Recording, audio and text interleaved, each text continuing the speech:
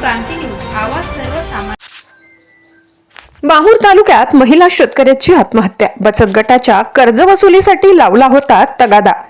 माहूर तालुक्यातील मौजे मच्छिंद्र पारडी दासू नाईक तांडा येथील कर्जबाजारी शेतकरी महिलेने राहत्या घरी सकाळी 5 वाजता विषारी औषध प्राशन केल्याने घरच्या मंडळींनी तिला वाई बाजार आणि माहूर येथील रुग्णालयात दाखल केले असता तिची उपचारादरम्यान प्राणज्योत मालवल्याची घटना दिनांक 12 रोजी घडल्याने खळबळ उडाली आहे।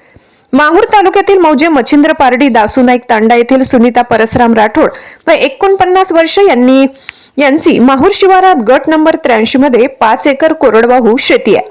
त्यांच्यावर भारतीय स्टेट बँक शाखा माहूरचे 1 लाख रुपये कर्ज आहे, तर बचत गटांचे कर्ज असल्याने बँकेकडून व बचत गटाकडून जास्त प्रमाणात तगादा झाल्याने त्यांना सदर आर्थिक व मानसिक त्रास सहन झाला नाही। त्यामुळे दिनांक 12 रोजी सकाळी 5 वाजता राहत्या घरात त्यांनी विषारी औषध प्राशन केले। सदर घटना त्यांचे पती परसराम राठोड मुलगा यांना कळाल्याने त्यांनी लगेच त्यांना महेंद्र चव्हाण गणपत मडावी यांच्या मदतीने वाई बाजार येथील प्राथमिक आरोग्य केंद्रात दाखल केले।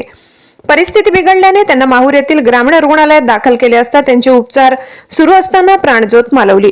उपचारादरम्यान त्यांचे निधन झाल्याने पोलीस निरीक्षक देविदास चोपडे यांच्या मार्गदर्शनाखाली पोलीस नाईक प्रकाश गेडाम, पोलीस नाईक सत्यपाल मडावी यांचे सह पोलिसांनी घटनेची नोंद घेतली, तर त्यांचे डॉक्टर बिपिन बाबडे यांनी शवविच्छेदन केले। त्यांचे पश्चात पती, सासू, मुलगा असा परिवार असून बँकांचा तगादा आणि बचत गटांचे एजंट वेळोवेळी कर्जाची मागणी करून त्रस्त करून सोडत असल्याने पुरुष कर्जबाजारी शेतकऱ्यासह आता महिला कर्जबाजारी शेतकऱ्यांवरही आत्महत्या करण्याची पाळी येत असल्याने शासनाने सर्व प्रकारची कर्ज वसुली तात्काळ थांबवून मयतांच्या वारसांना तात्काळ आर्थिक मदत द्यावी अशी मागणी होत आहे। महाराष्ट्र क्रांती न्यूज साठी प्रतिनिधी संजय वडसकर, माहूर।